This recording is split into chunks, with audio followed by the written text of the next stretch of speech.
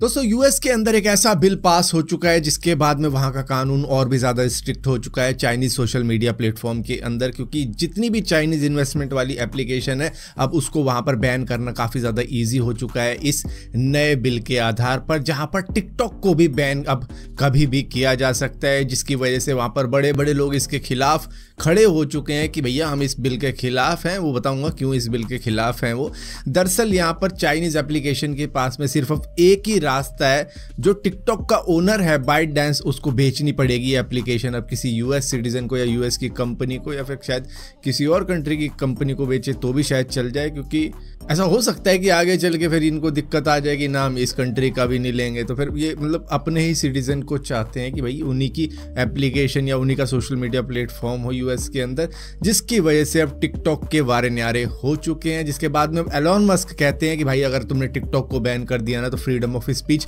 खत्म हो जाएगी, फ्रीडम ऑफ एक्सप्रेशन खत्म हो जाएगा। अमेरिका इसी चीज़ों पे तो बना था, यही तो अमेरिका का बेस था कि यहाँ पर फ्रीडम ऑफ स्पीच मिलेगी, फ्रीडम ऑफ एक्सप्रेशन मिलेगा, और वही तुम खत्म करने जा रहे हो इस बिल से टिकटॉक को बैन करके। और इसके बाद में टिम कुक ने भी ये बात की कि भाई अगर अब इसी तरीके की चीजें हम करते रहे तो वहां से भी हमें बैन मिलता रहेगा। अभी रिसेंटली आपने देखा होगा हमारे चाइनीज ऐप स्टोर से उन्होंने व्हाट्सएप को बैन करवाया, थ्रेड को बैन करवाया, टेलीग्राम को बैन करवाया, सिग्नल को बैन करवाया कि भैया यूएस का सोशल मीडिया प्लेटफॉर्म हमारी कंट्री के लिए एक सिक्योरिटी थ्रेट है और वही चीज़ तुम करने जा रहे हो। तो इस तरीके की चीज़ें होती रही तो शायद इन द एंड हम जैसी कंपनियों को भी वो बैन कर देंगे। और ये बातें इसीलिए कही जा रही है क्योंकि चाइना के अंदर से इनका बहुत बड़ा बिजनेस है, और कोई भी कह रहा होगा जिसका चाइना के अंदर से बिजनेस निकलता होगा, जैसे कि भैया टेस्ला की मैन्युफैक्चरिंग होती है वहाँ पे, इस वजह से एलोन मस्क कह रहे हैं। टिम कुक का एप्पल की मैन्युफैक्चरिंग भी वहाँ पर ज़्यादातर होती है, इस वजह से कह रहे हैं। तो मतलब और भी कोई होगा तो वो भी कहने लग जाएगा कि भाई ये तो गलत हो रहा है। तो इस वजह से सारी बातें हो रही है, और आपको शायद कुछ दिनों में ये भी मालूम चल जाएगा कि टिकटॉक को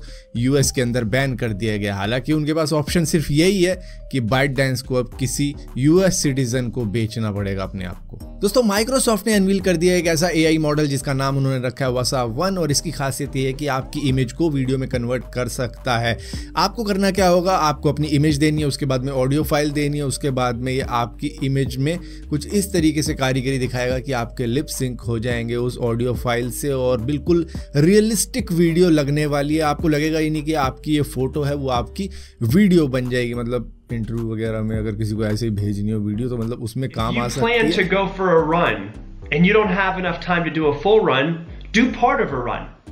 If you plan to go to the gym today but you don't have the full, लेकिन ये मानते हैं कि भाई ये टेक्नोलॉजी इतनी खतरनाक है, इतनी बढ़िया है कि कहीं गलत हाथों में लग गई तो जिस तरीके से डीप फेक के साथ तुम्हें हो रहा है उस तरीके से भी लोग इसका यूज कर सकते हैं, क्योंकि इसके अंदर जो हेड मूवमेंट है वो भी काफी ज्यादा नेचुरल है और आई मूवमेंट को भी काफी बढ़िया तरीके से बनाया है। तो ओवरऑल फेशियल एक्सप्रेशन आपको रियल ही लगने वाले हैं कि मतलब जैसे कि बंदा रियल में बोल रहा है, वो कोई फोटो नहीं है, मतलब बस वीडियो ही ऐसी कैप्चर की गई थी। आप देखो ना अभी डीप फेक की कितनी सारी वीडियोस चल रही है। अब हद तो ये हो गई कि सिंगापुर के एक इंडियन ओरिजिन मिनिस्टर जिनका नाम विवन बालकृष्णन है, उनको तक एक्सटॉर्शन का लेटर भेज दिया, उनकी कुछ ऐसी इमेजेस बना दी जिसको वो दिखाकर ये कहा जा रहा है कि भैया आप पैसे दो, वरना अगर ये इमेज पब्लिश कर दी ना तो भाई तुम्हारी थूथू हो जाएगी। अब सोच के देखो वो इमेजेस किस तरीके की होंगी जिनके ऊपर इनसे एक्सटॉर्शन मनी मांगी जा रही थी। हालांकि पुलिस कंप्लेंट इन्होंने कर दी। दोस्तों कपिल नाम के एक एक्स यूजर है जिन्होंने 14 अप्रैल को एक वीडियो शेयर करी थी जिसके अंदर वो दिखा रहे थे कि भैया सेकंड एसी के अंदर कितनी ज्यादा भीड़ हो रखी है, जिसके जवाब में मिनिस्ट्री ऑफ इंडिया ने इनको ये कह दिया कि भाई तुम मिसलीड मत करो, इंडियन रेलवे की इमेज मत गिराओ, एसी कोचेस के हाल ऐसे होते हैं जैसे कि हम वीडियो के अंदर दिखा रहे हैं। जिसके बाद में इस बंदे ने दोबारा से जवाब दिया कि मैंने ये वीडियो 14 अप्रैल को खींची थी और आप आज की वीडियो दिखा रहे हो, तो ऐसा तो बिल्कुल नहीं होने वाला। मैंने अपना एक्सपीरियंस बताया कि मेरे साथ में क्या हुआ है उस दिन, जिस दिन मैंने ना तो स्लीपर की टिकट ली थी, ना जर्नल की ली थी, ना थर्ड एसी की ली थी। हमने सेकंड एसी की टिकट ली थी जिसके टिकट का किराया उतना ही होता है जितना किसी डोमेस्टिक फ्लाइट का होता है, उससे भी बंदा जा सकता है अगर उसके पास में ऑप्शन है कि उसको वहीं जाना है। तो वहाँ पर इतनी एक्सपेंसिव टिकट लेने के बाद में भी हालात ये है कि महिला बीच में बैठी हुई है। सेकंड एसी कोच की बात कर रहा हूँ मैं यहाँ पे, एसी कोच है उसका गेट खुला हुआ है तो एसी क्या काम करेगा, ऊपर से बच्चा लोटा हुआ है रास्ते के बीच में ही। तो इस तरीके की सिचुएशन हो रखी थी, इस तरीके की भीड़ हो रखी थी जैसे कि जर्नल डब्बे में हो रखी होती है। ये प्रीमियम क्लास है तुम्हारी, उसका ये हाल हो रखा है। जिसके बाद में भाई और लोगों ने भी अपनी वीडियो नीचे लगा के दिखानी शुरू कर दी कि भाई आप सेकंड एसी की क्या बात करते हो, थर्ड एसी में भी ये हाल हो रहा है। तो इस बंदे ने पॉइंट बिल्कुल सही उठाया कि भाई जब भी आप इतना एक्सपेंसिव टिकट लेके अपनी जर्नी कर रहे हो, सेफ रखना चाहते हो उस जर्नी को, और वहाँ पे हालात ऐसे हो रहे हैं कि भैया भीड़ इतनी है कि कोई किसी का बैग भी लेके जा सकता है। तो मतलब सिक्योरिटी होनी चाहिए कि भाई किसी को भी ऐसे घुसने नहीं दिया जाना चाहिए। और मैं तो कहूँगा अगर ऐसी हरकतें हो भी जाती हैं, चलो कई बार हो जाता है भाई, भीड़ भड़का कुछ भी कर सकता है,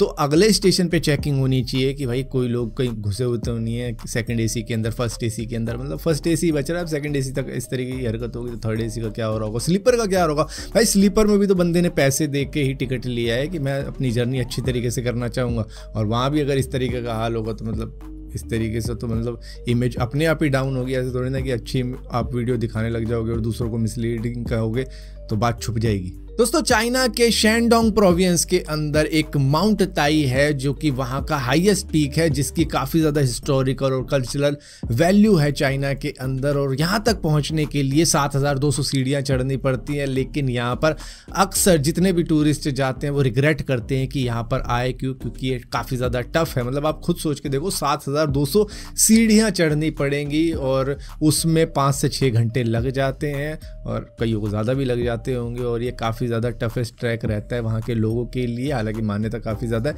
लेकिन फिर भी लोग रिग्रेट करते हैं कि यहाँ की वजह कहीं और ही आ जाते हैं, क्योंकि अक्सर यहाँ पर टांगे तुड़वा के ही निकलते हैं लोग। मतलब इतनी हालत ख़राब हो जाती है कि 2 दिन वो चल नहीं पाते।